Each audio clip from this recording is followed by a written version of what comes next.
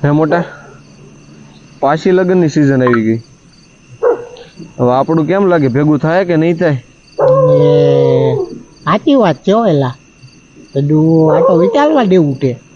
તો હવે શું કરશું